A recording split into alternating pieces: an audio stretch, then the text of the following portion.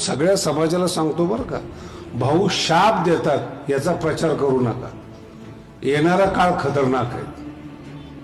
संत संसार उद्ध्वस्त करत नसतात. शाप देणाऱ्याला कधी संत समजू नका.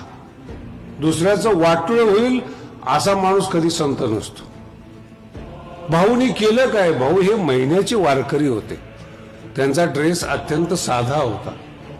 फेटा अगदी साधं बांधायचे. आता हे थोडस नंतरच्या लोकांनी थोडा फरक करत गेलं तो सोडून द्या. पण सगळ्यांनी भाऊला पाहिलेले आहेत.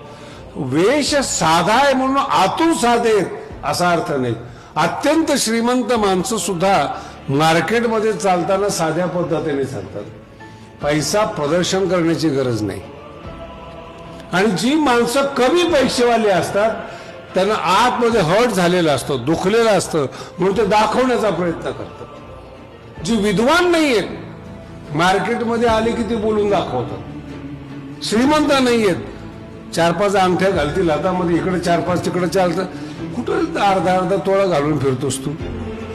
नाही का? सोनं घातलं म्हणून तू सोन्याचा आहे असा अर्थ नाही त्याचा. ज्यांचे आम्ही शिष्य आहोत जयाची द्वारी सोन्याचा, तू कुठं बोटात घालून फिरायला लागला?